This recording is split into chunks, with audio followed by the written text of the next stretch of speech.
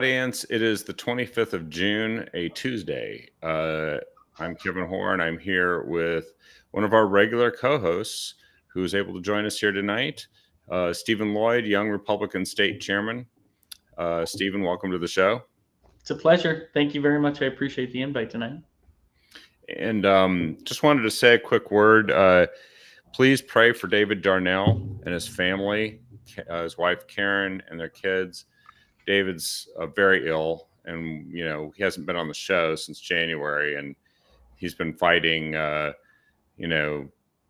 since then against this real um, dangerous cancer. And you know, um, prayer makes a difference, and it also brings the Lord's healing, and both are needed. So please pray for him. Please pray for his family. And if we hear anything, we will make sure that we let you guys know what's happening. So um, he is definitely one of the people that, when we think of the last, I don't know, 10 to 15 years of the state party, David has been one of these ever present warriors battling for the conservative cause. And we certainly miss him being one of the co-founders of this show, but also just that sense of humor. It's I think that I don't know who laughs harder, the people watching or me when I'm on with David, because he's hilarious. One of the funniest things he ever said was he was describing Eugene, Oregon. He said that, oh yeah, that's the place where the Marxists go to lay their eggs. And we got so many great comments back. I still use that. I just told that to somebody the other day, and that just gives you a little taste of David's sense of humor. Which we do this show, we have to laugh or we'll cry at all this stuff that's going on out there. So anyway, let's launch into it and tell people what's happening, and share that opinion they can't get anywhere else. Why don't we start out with some national news?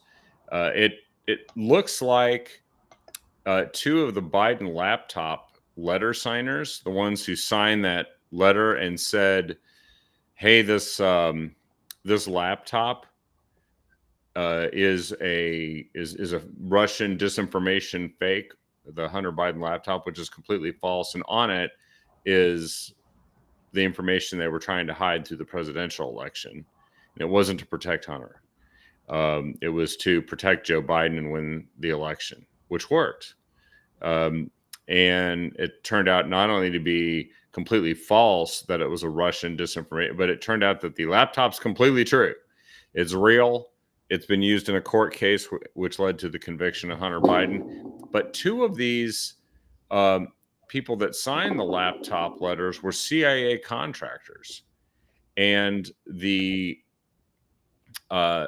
people, the top people in the CIA at that time, one of whom was the CIA director, Gina Haspel, who was technically reporting to President Trump, and other CIA officials knew that the publication of this letter was coming and didn't say anything, and didn't intervene when people who were contractors at the CIA were in fact signing this letter.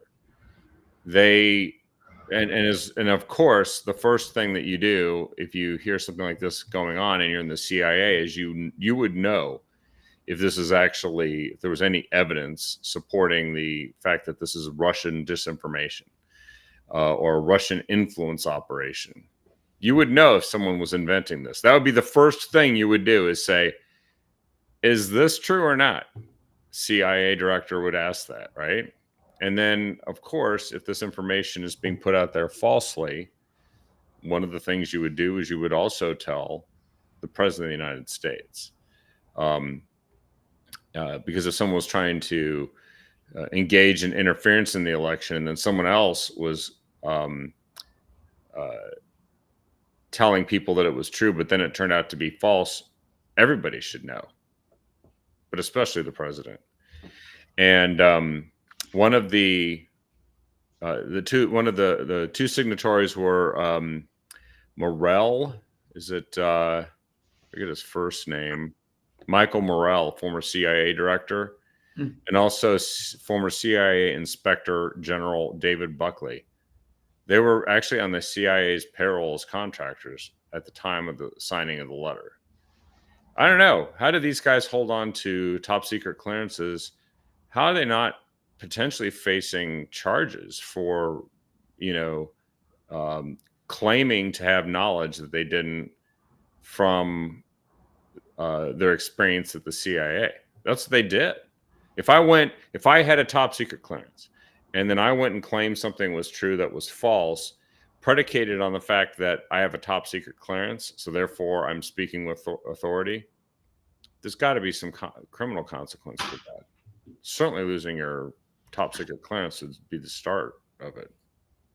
Well, I think it's very interesting. The Central Intelligence Agency, if they're willing to come out here and speak to these things, my question is if they were using their security clearance in order to basis whether they believed that this was true or false, I think that's completely inappropriate. I think that if you were in a position in the United States Air Force or armed services and you used your position of authority, your position of trust in order to break something publicly like this, you would instantaneously lose your security clearance. So much so as if you moved a, if you have knowledge of a document that is coded, classified or secret, and you move it from one place to another inappropriately, you'd lose your clearance. Um, these types of issues, it seems like it doesn't affect once you get to a certain level. There's a that ceiling where people are just not held accountable, and I think it should be quite the opposite. The more understanding, the more knowledge that you have, the more you should be held accountable. And as a Republican, as your young Republican, I want to see more accountability when it comes to government, right, left, center, especially when it comes to our spy masters. If they're getting involved in our political system, or they're using their political, or they're using their position in our intelligence agency to push a political narrative, or using their position in order to launch political attacks against people that they don't agree with, that is a huge problem that I have. This is not the CIA's purview in order to get into our realm of internal politics. I Well, and think the that they have. CIA, the damage to the CIA itself is incalculable. The entire Mhm. intelligence uh, um, uh, agency sphere looks like it's just being weaponized for political purposes. As soon as they cross that line, Yeah. then, and what did Chuck Schumer once say? They'll get you 6 ways to Sunday Yep. if you cross them. Well, that's interesting because he predicted that, and that is what happened. And you know what? The CIA doesn't report. We don't report to the CIA. The Right. CIA reports to the through its elected representatives to the people of the United States. So how are we going to fix this? Well, and this is my biggest problem with this apparatus. Not only the CIA, but there are so many levels of unelected people within our government that are using their position in order to launch political attacks. Whether it's our legislative or whether it's our judicial branch, right? How many court cases are against President Trump right now? I mean, Yeah, how many, like, when it comes to this Biden laptop, I can't remember if they called it one of the October surprises or whatever, but for any other president, for any other situation, this would have absolutely sunk uh, the candidate that this had ramifications for. But it's not even scratching the surface when we're talking about a lousy gun charge. There are so many things that are on that laptop that we have knowledge of that have been leaked to the internet that they're not even talking about. And what I'm afraid of is they'll run the time clock out and people will not be held accountable for their actions. yeah, that is really why so much of this is happening and why it keeps happening. Is that it would appear that if you are not held accountable for your actions, then people take that as a message. keep doing it. It's just fine. Yeah. And so I'm with you on that. So, here's kind of a follow on to that. So there's a ghostwriter for Joe Biden's biography. And this guy, his name is Mark Zwanitzer. And, and a ghostwriter, I don't know who's the ghostwriter or Joe Biden, the near ghost-like president. But he has in his possession recordings of interviews with Biden in which the former vice president allegedly made reference to classified information. And remember how Joe Biden, they said, well, he is an old man with a poor memory, which is not what should line up very well with qualifying to be president of the United States, commander of the free world, in charge of thousands of nuclear weapons, and life and death decisions, and it's an old man with poor memory. This guy has recordings that are essentially placing Joe Biden not only in a level of awareness at the time that he had this classified information, but kind of brags about it. Really, this guy has refused to produce any of the requested documents or materials, as if he is some kind of that he has some kind of special executive privilege by himself. So he's being held in contempt, or potentially he will be held in contempt, that by the Republican Congress. And he's not the only one being held in contempt right now, because don't forget, there's also a recording to which the public has every right, and Joe Biden has no executive privilege right, that of Joe Biden's interview with the special prosecutor Hur, who said that Joe Biden is an old man with poor memory, and therefore, even though he did all these things that you would have to do to face charges analogous to what they're trying to do to charge President Trump with, and of course President Trump was the president, right? So he actually did have the right to have these materials at one point in time, and that was simply a process of returning them, I guess, eventually to the Library of Congress. Joe Biden took these materials when he had no such right. When, as a U.S. Senator, chairman of the, I think it was the Foreign Affairs Committee in the Senate, and also Joe Biden was the vice president, also did not have the right to go and simply decide on his own to take into his personal possession classified materials. And they said, well, he's not going to face any charges because the assessment made by Special Prosecutor Hur of this interview was that Joe Biden would not get convicted because people would say, well, he's old and can't remember stuff. So he didn't, and apparently intent is one of the things you have to prove. Well, there's a written transcript of this, but people rightly don't trust the written transcript. It has been edited. They say just to take out ums and ahs. I don't know why you have to take out ums and ahs from a written transcript. It's just a little bit longer and you just read the whole thing. But the actual audio, the American people have a right to hear that. The Congress certainly has a right to evaluate it relative to the written transcript. And in advance of a presidential election, it seems like a material set of facts that we should be able to consider. And so Attorney General Garland is going to be held in contempt. Representative Luna, she has said that she is going to plan to force a House vote on Friday to hold Merrick Garland in what's called inherent contempt, which would require the House Sergeant at Arms to arrest Merrick Garland, which I think should happen. But that, and they have not used this. There has not been a vote like this in close to a century, but there's never been a situation where you had an attorney general just blithely committing a contempt for blatantly political purposes. Excuse me.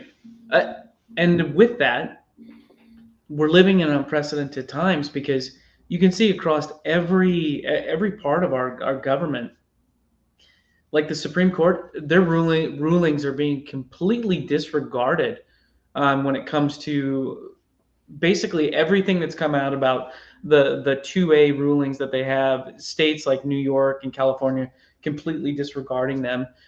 You see the way that there is so much contempt for all of our elected leaders across the board. I mean, it just seems like there needs to be a reckoning in our country where we respect the rule of law.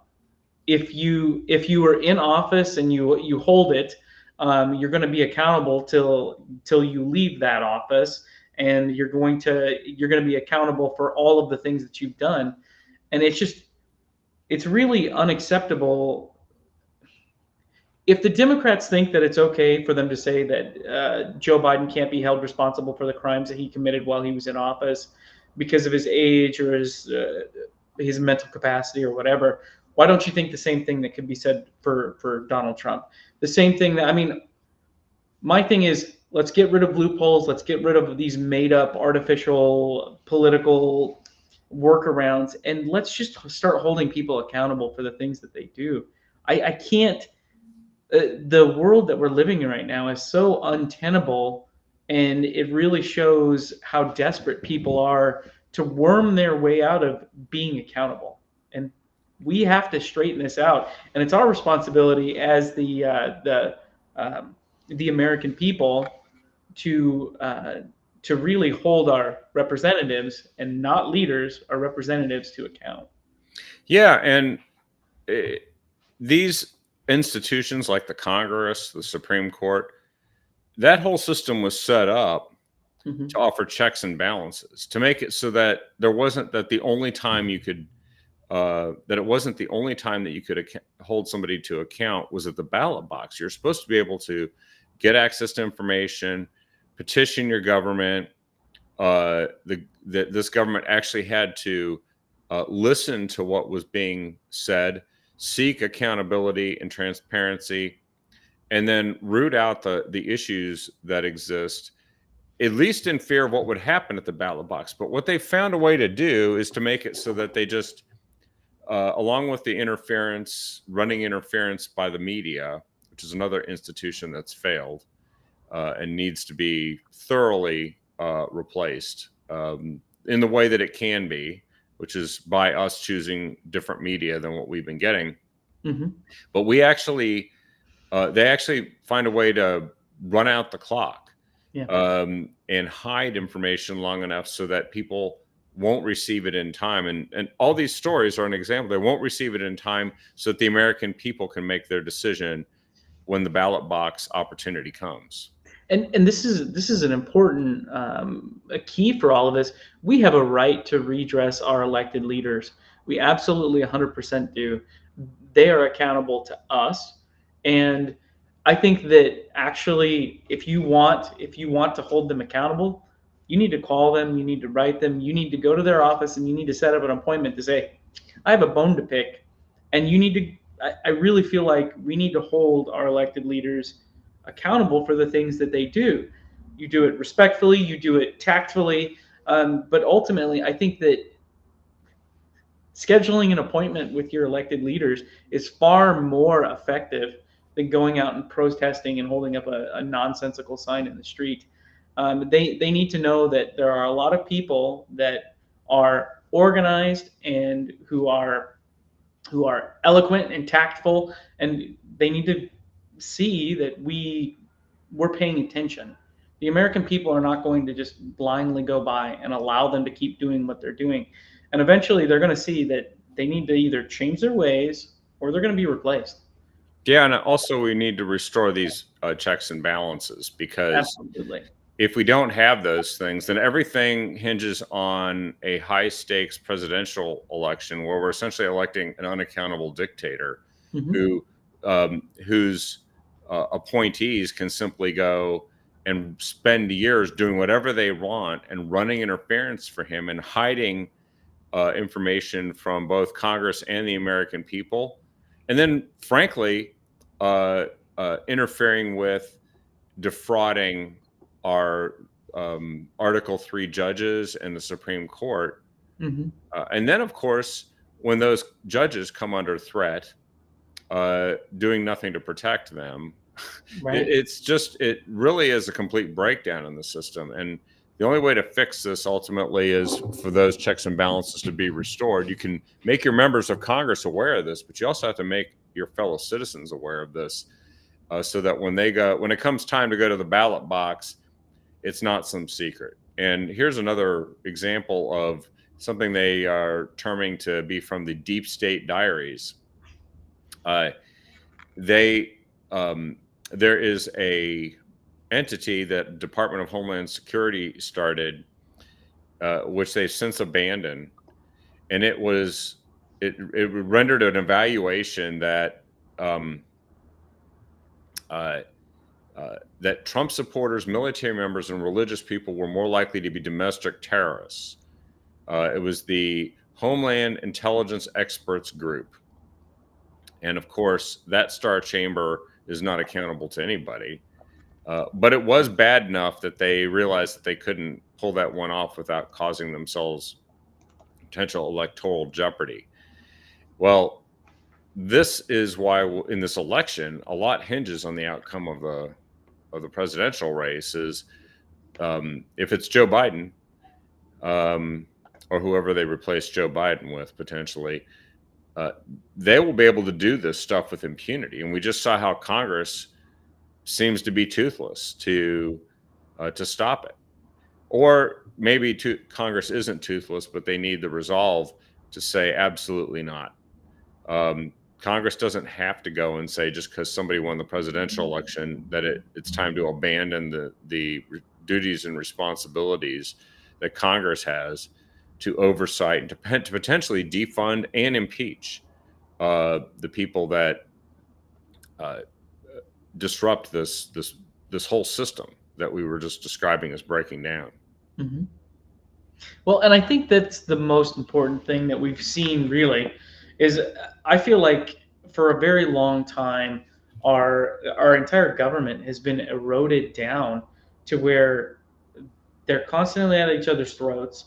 Trust is at an all-time low when it comes to the Supreme Court and to our legislators and congressmen. It's just it like our executive, the executive branch of our government is literally a laughing stock internationally. Our diplomats worldwide, like because America is where we're at right now, our enemies have become so emboldened, and it makes our entire world much more dangerous. And if we really want a good future for our children or our families or for our country as a whole, we need to be a strong country that is firm in our foundation and in our resolve, and that right there would stabilize the rest of the world. Russia wouldn't be pulling their nonsense. China wouldn't be pulling their nonsense. North Korea, the whole mess. It would never happen when we have an administration that's willing to stand up and do what they're saying that they're willing to do. And it's Yeah. just the whole system just feels eroded and depressed, and I cannot wait till we bring it back to what it needs to be. Well, and Congressman Burchett, who is Tim Burchett is a Republican from Tennessee, suggests that that if, and as we've said, when former President Trump gets elected and back into office, he should go after the federal agencies. He said, analogous to when General Ulysses S. Grant attacked Richmond, Virginia during the Civil War. He says they should go through these departments like Grant through Richmond. You can look it up. Grant during the Civil War just went through Richmond pretty brutally. Yeah. I think the analogy here is, of course, that it's not going to be enough just to remove the heads of these departments. Burchett says, I think he needs to dismantle them. And actually, if the only way to fix them is to dismantle them piece by piece, rather than sitting there and letting a long, drawn out 4-year process of leaks and underground resistance to the rule of the president that's been elected over the executive branch, then yeah, who can argue with this? The Tennessee congressman said many Americans don't trust the three-letter agencies in Washington, D.C. because of how political they become. This is exactly what we just said. Yep. Well, and whenever, as I hear you say that, I don't typically look to South American leaders for leadership, but there's that one gentleman. Is it not Argentina? Argentina, yeah. It's Argentina, where he's literally ripping government agencies off of a board, and he's just throwing them to the ground. So this one gone. Yeah. This one gone. And yeah. I just think that that's what we need. Is we need somebody to just say, you know what, this is the Bureau of Nonsensical Nonsense, and this one's the Bureau of Finger Puppets and Fun Times, and this one is that, there are so many government agencies that are out there, and I think it was Ron Paul, and then maybe he handed off to his son Rand Paul, where every single year they go through and they go through, and I think it's like an hour long of them going, or I'm sorry, several hours long of them going through like all the nonsense spending that's going on in our government, and that's a excellent good start. But we should be doing that to agencies and not just government programs.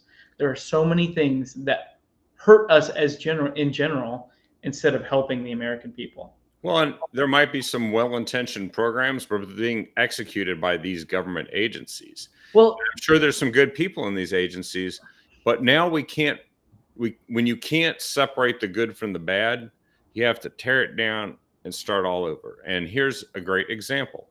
Surgeon General Vivek Murthy declares gun violence a public health crisis. He also called for a ban on assault weapons and civilian use of large capacity magazines. There is not a epidemic of assault weapon violence in this country. There's actually no evidence of that. There was actually more in the past, and this guy thinks it's his job to declare gun violence as if where he's really saying it's the guns that are causing the violence. When you know what causes violence? Violent people known as criminals who don't follow laws and will not be disarmed by a surgeon general virtue signaling about gun possession when he doesn't take into account two things. One, that the overwhelming percentage of people who possess firearms, 99.99%, possess them, and nobody gets hurt with them, except criminals who try to go rob people. And then the other thing is, there's a Second Amendment which says it's not this guy's damn job. It is not his job to decide whether or not people have some right or not to possess firearms. And this is a guy who's completely misdiagnosed the problem. What we have is a problem with recidivist criminals who in many states, particularly states and cities controlled by and run by Democrats, blue states and blue cities, where the crime is off the charts because they don't arrest and put them away. They let them go. And those same people go out and commit more crimes. And it's being done in many cases by district attorneys funded by George Soros, who actually think that the criminal's the victim and have to be let back out so they can victimize actual real crime victims. This guy doesn't have anything to say about that, apparently. He doesn't give a crap about crime victims. He only wants to virtue signal for a political issue, which isn't his job. The U.S. Surgeon General office, like the guy in Argentina, gone. We don't need it.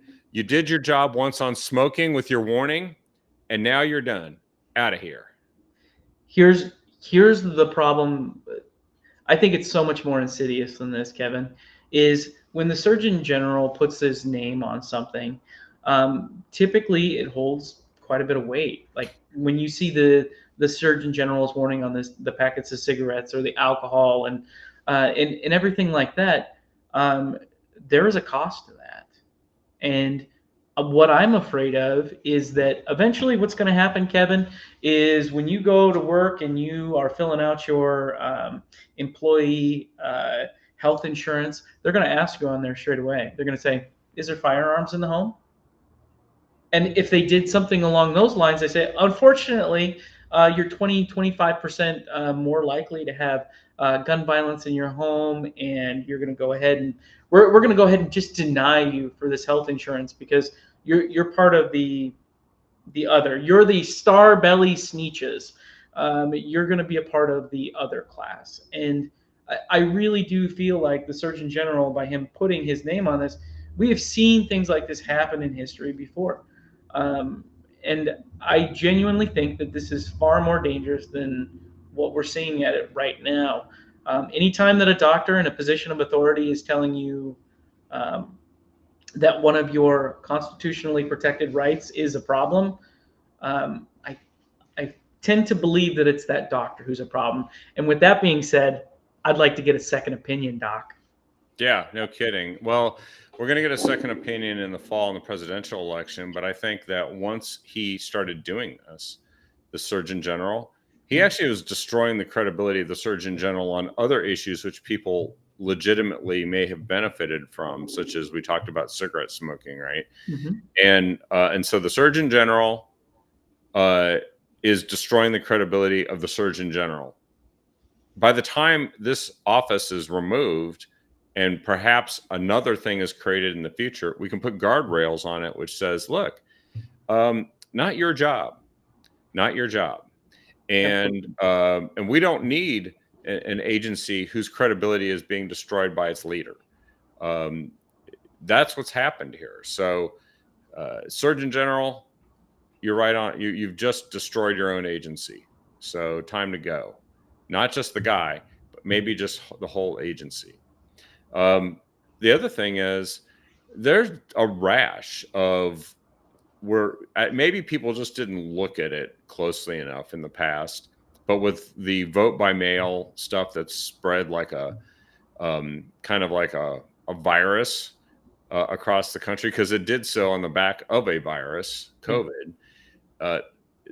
They're finding problems with this election system, and that magnifying glass can eventually help correct it. But in Lynchburg, Virginia, a registrar found ballots in a drop box after the primary election, and it's actually 3 weeks. Wait a second here. How many days? They found 20. Okay, it was last week's election, and they found 21 votes sitting in a drop box 3 days after the primary election. Problem is, they don't know when those ballots were put in the drop box. They don't know if it was on election day or after election day. They emptied out the box apparently at some point on Tuesday around midday to prevent it from overfilling. And it wasn't checked again. This is stupid. It wasn't checked again until Friday, 12:15 p.m., 3 days after the primary election. Right. So the unknown ballots could have been dropped off anywhere in that time period. Now, there were 3 staff members monitoring the drop box, and they did up until the voting time was supposed to end, and they did not observe any ballots being placed in the drop box. However, this is why it's important. This is actually a primary race between 2 Republicans, GOP congressional candidate John McGuire and Representative Bob Good.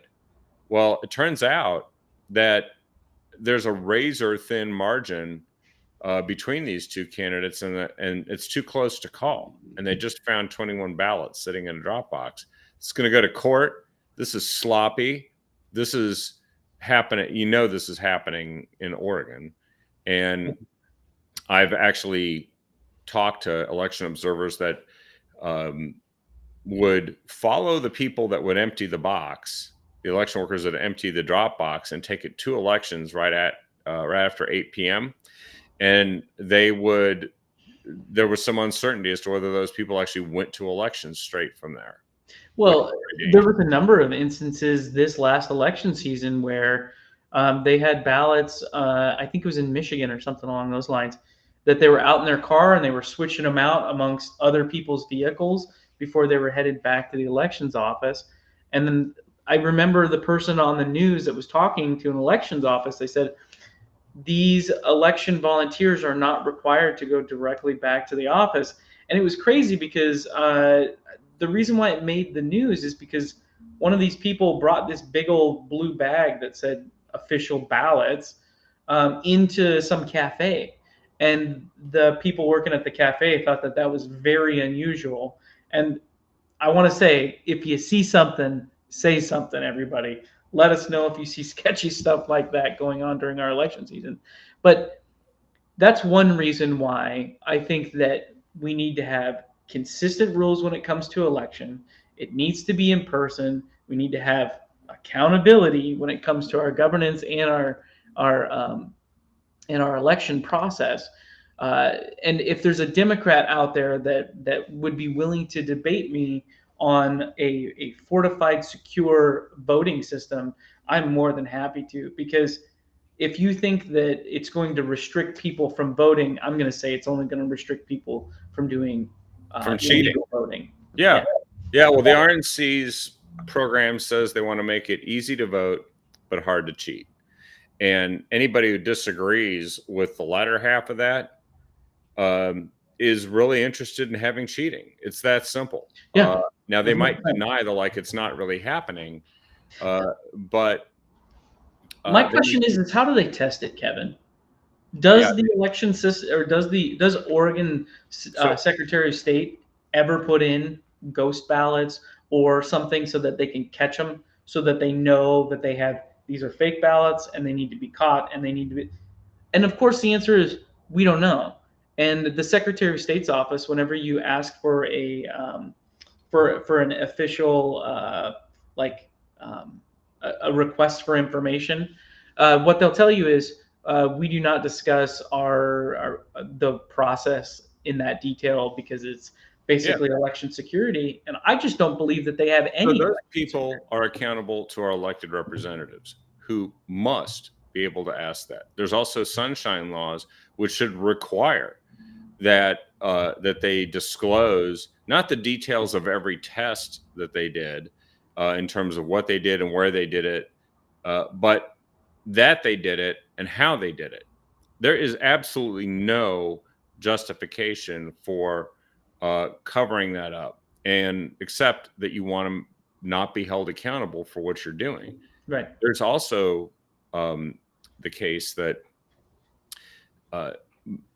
when you can't audit a system successfully to the people's satisfaction, then you damage the trust in that system. And you don't get it by saying, trust me, just believe me. We don't do that with money. We don't do that with medical care. There's a chain of custody. There's an accounting for how this stuff goes, and you should be held accountable. Now, I would like to see pretty serious criminal penalties and also liability for anybody who decides that they're going to engage in this. You know, if you're going to end up bankrupt and in jail, maybe you won't go and take the ballot bag and hang out at the bar before you head to the elections office. Because if you did that with like gold bars or $100,000 and you're a bonded courier, you're toast. It's over for you. And it should be. But we don't take it that seriously. And we run the system based on, and this is the problem here in Oregon, which is true elsewhere as well. They don't do proactively try to reassure people. They do it. It's a complaint driven system. And so if you can't catch somebody you can't complain about it. And if you can't complain about it, then they'll just claim it's not happening. It's like when the district attorney decides not to charge people that are committing crimes and says, look, crime's going down. It's the same thing. And we have that's actually going on too. And that has to end.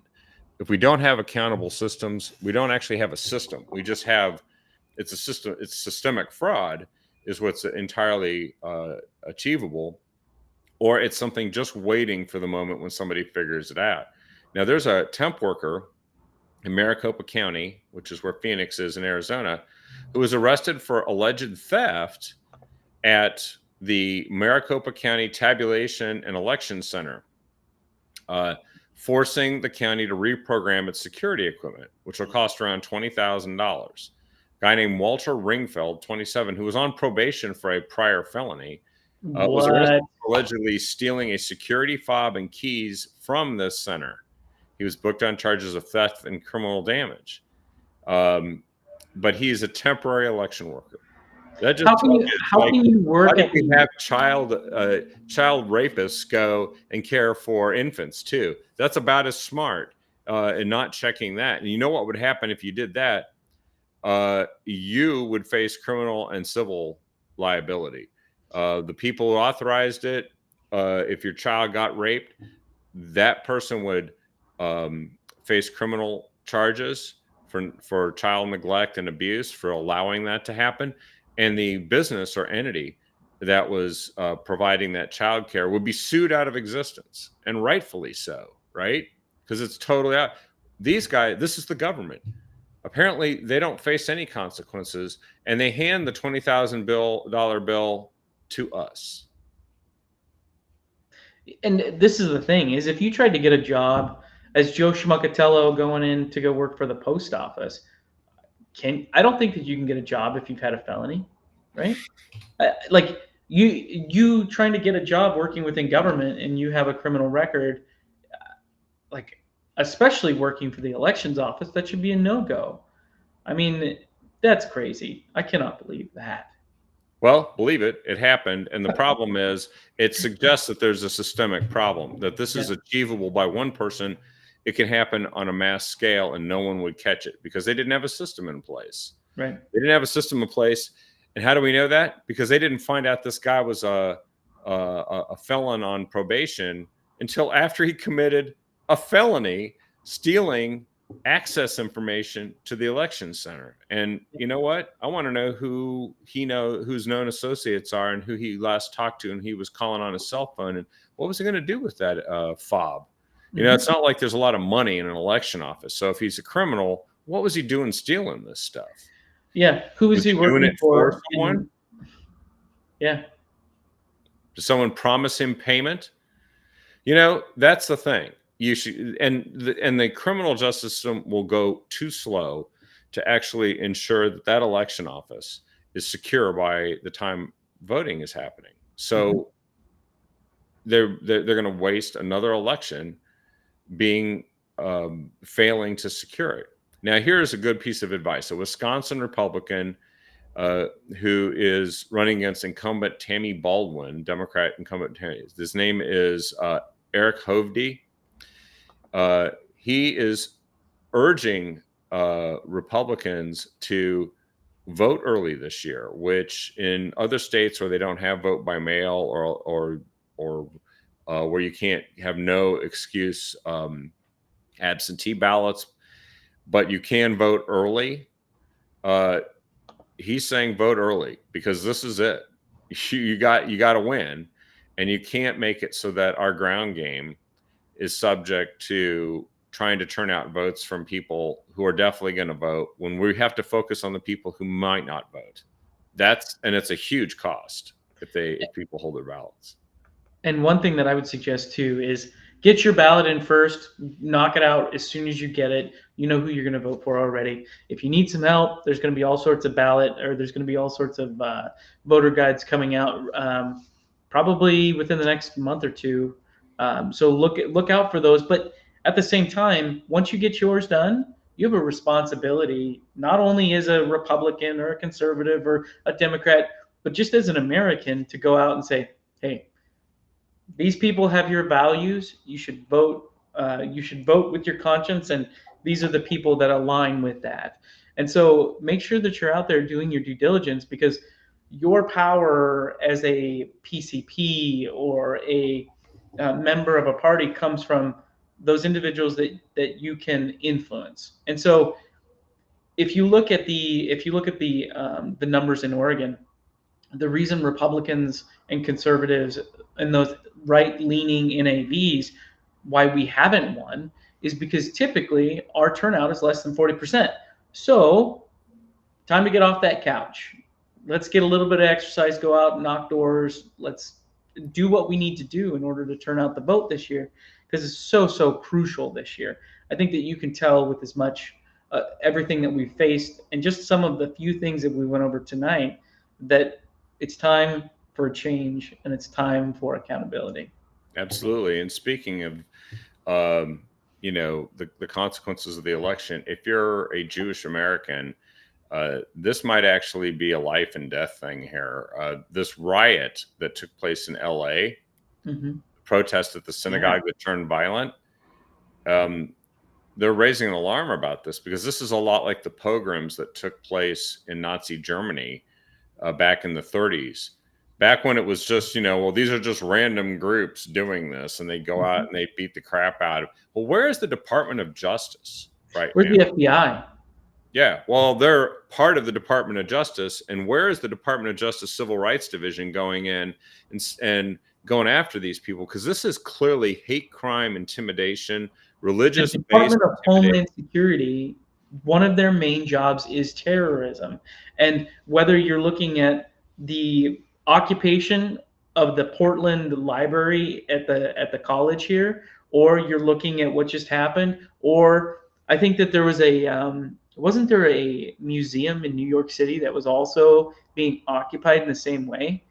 These are our institutions. As Americans, it is ingrained within us to have value for arts and science and libraries. These are things that all Americans love.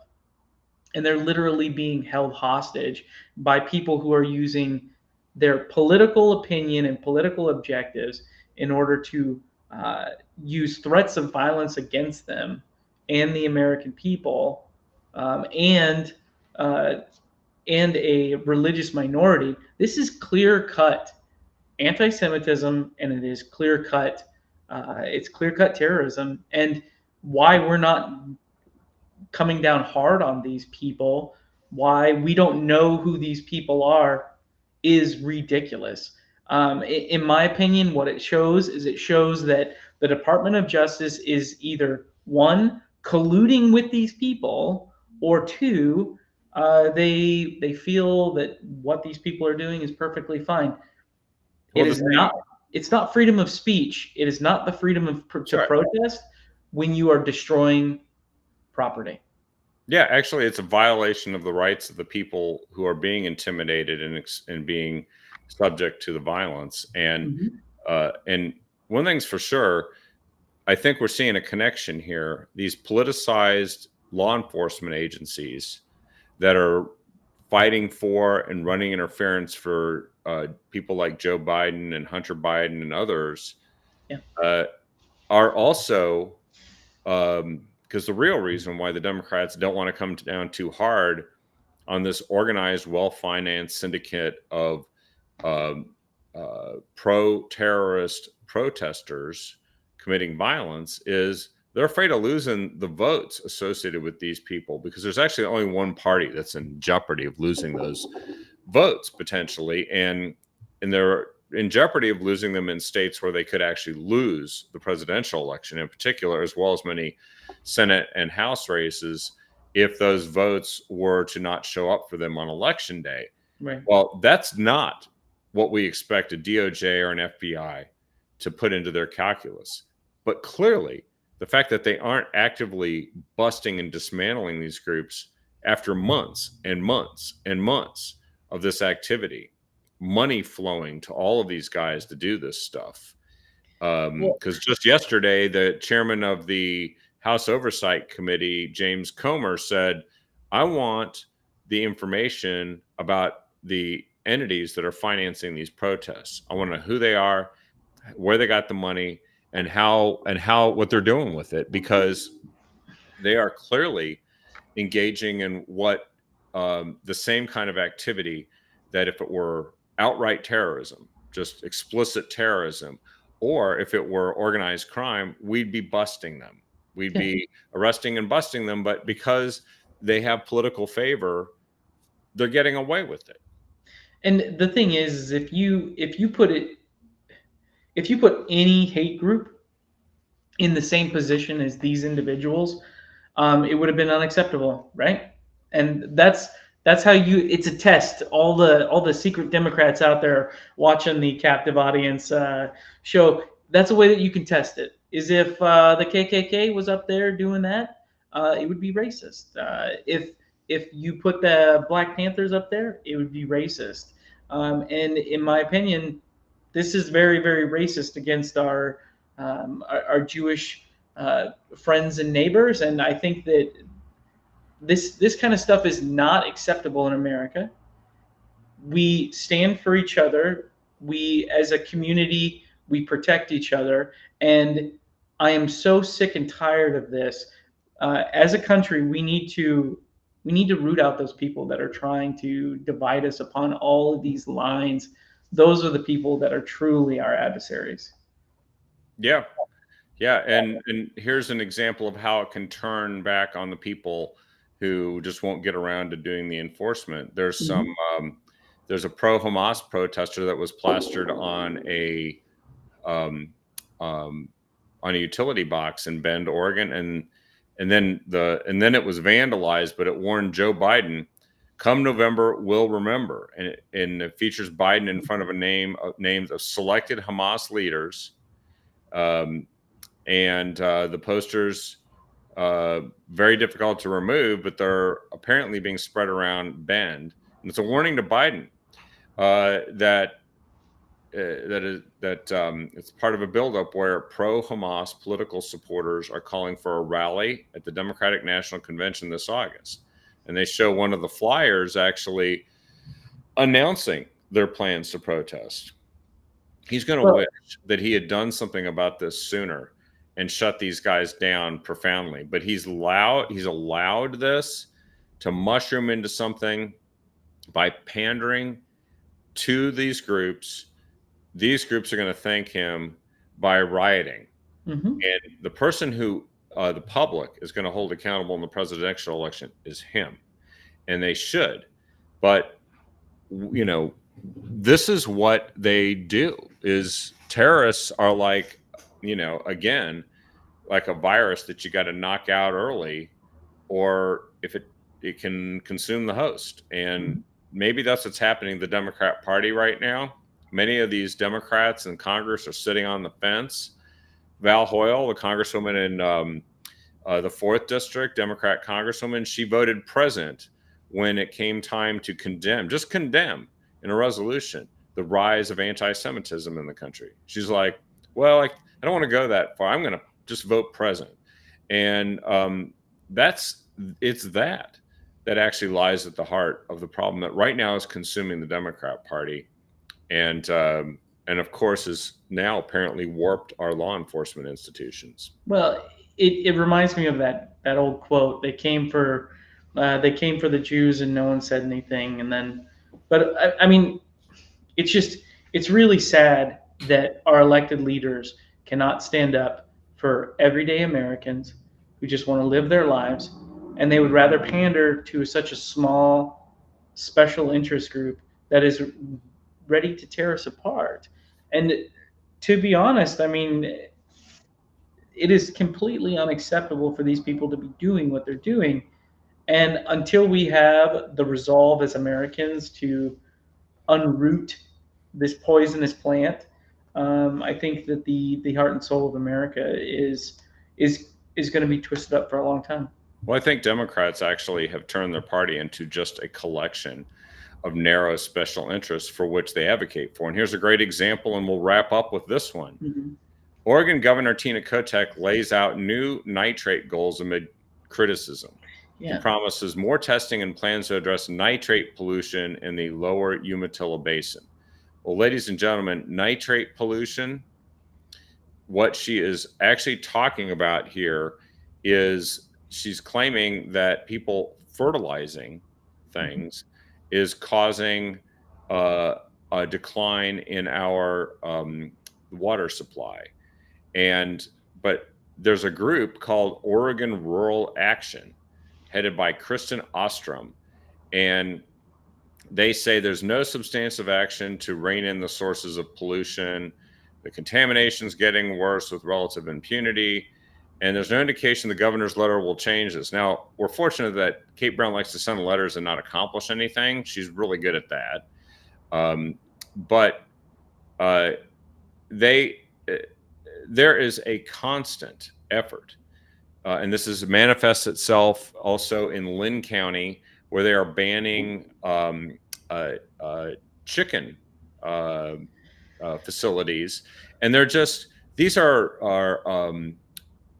not being held accountable to science. They're just coming in and making all kinds of claims and then putting pressure as a radical group on elected officials to take action.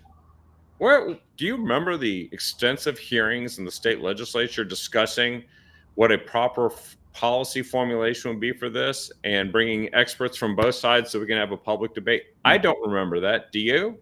Nope, absolutely not. Absolutely not. And I have to say, this is a very interesting situation because clear out on the eastern side of the state, there was a situation where um, it was a fertilizer company. They spilt a bunch of this fertilizer into the ground, into the groundwater, and it's causing some serious health problems. But government, what they like to do is they like to overreact and they like to give away free money. And so I feel like what Tina is doing is Tina's like, oh yeah, we'll give you free filters and drink some bottled water and call it good. But this doesn't. So one, they're going to overreact because that's what government does, and they're going to say, oh hey farmers, you don't get as much. You don't get as much fertilizer for your farms because this one ag company they burned out the soil and destroyed the groundwater. While on the other side of the fence, it's going to make it harder for farmers to do their jobs. And then two, all of the people that are suffering that are suffering from. I think there were some people that they had stillbirths and things like that because the amount of fertilizer that was in the groundwater, like it's really really bad. And I don't want to overstate that In that one instance. at all. Yeah. And but it's super interesting though that she realizes that it's really bad and optically it looks really bad, but they're going to overreact and they're going to take away some form of fertilizers from our farmers that are already having a hard enough time. And so ultimately we need to have a balanced approach. We need to protect groundwater in this state, but we also need to protect our farmers' rights and abilities to manage their farms the way that they need to. None of this is good, but in my opinion, the only place that government needs to be is to hold the people accountable that dumped all the fertilizer into the groundwater. It is not to overmanage the farmers, and it is that at the very least, the government did a terrible job protecting groundwater and the drinking water that these farmers and these ranchers and everything depend on out there. And Yeah. Well, let me tell you, they do have an ulterior motive. They've been trying to force farmers not to use synthetic fertilizer. yeah, There's a reason. Synthetic fertilizer is generated using natural gas. That's yep, how they create it. And they hate natural gas. As you know, they've been trying to ban it everywhere. And everywhere people notice that they're trying to ban it or the appliances, they push back, mhm, right? Even in liberal places like Eugene, where 70% of the residents are against it and they pushed back and the mhm, city council backed off temporarily. yeah, However, here's the consequence. You know, this problem that suddenly started seeming like it was happening more recently with E. coli showing up in things like lettuce and other vegetables that go to market.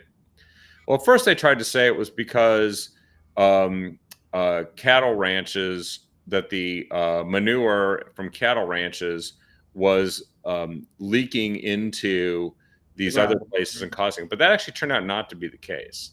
yeah, It was because when they told these farmers that you couldn't use synthetic fertilizer anymore, or if you wanted to have a certification as organic, you couldn't yeah, use it anymore.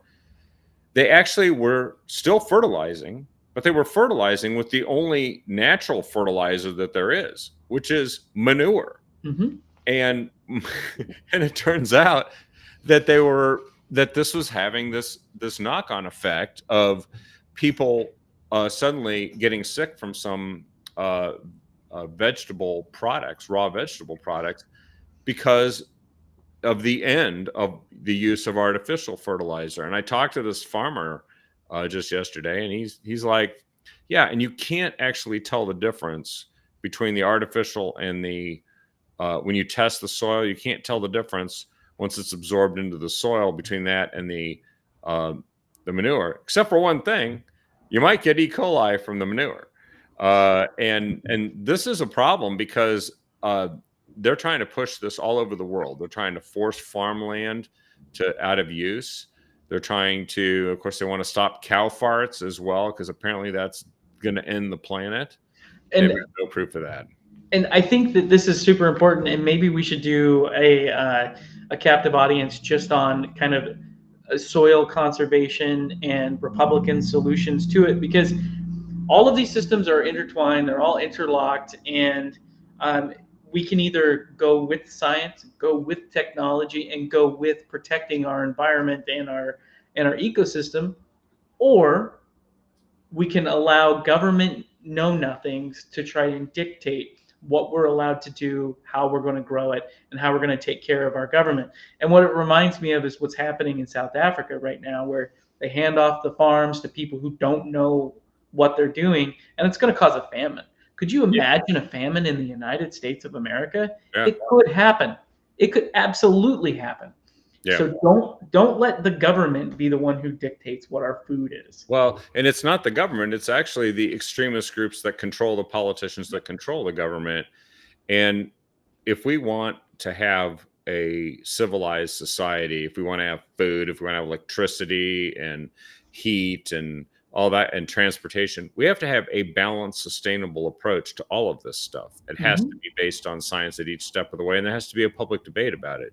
Not some interest group that just starts writing letters to Tina Kotek and showing up at her office and protesting, who gets their way. And yet that's the system we have. So a lot is at stake in this election. And I think it's a time to invalidate the process and the system that's resulted in all of this stuff, turning into a radical transformation of our society, of our food logistics, of our power systems, of our transportation. Well, we're being told what to do by the government. Instead of us actually telling the government what to do, we're just being run around like a bunch of puppets, reacting to it. And you know what? It's cost a lot more money. Inflation has been caused by something. It's not a naturally occurring thing. It is being caused by these politicians who see this to their advantage somehow. And that's the thing, is we're being attacked on all fronts when it comes to what it means to be an American. Everything from our food to infrastructure, like you said, and everything in between. And as long as we work together, we can overcome this. We can overcome all things. But as Martin Luther King Jr. said, and the others when they were marching in Selma, we shall overcome. They weren't just talking about racism. They were really talking about a government that gets tyrannical and starts depriving you of your rights. It really doesn't matter what color, ethnicity, religious background you are. There have to be these constraints and controls on government. And so, please, everyone, take the time to share this show with everyone you can. Again, please pray for the Darnells. Please do. And also, please pray for our country. It's a great country, but we've actually got to do our part to save it. It's like the Lord gives you a gift, you better use it. And people died for the right for you to be able to do this peacefully through the election process. So get out there, back a candidate, vote, donate, volunteer, and share this show so everyone knows.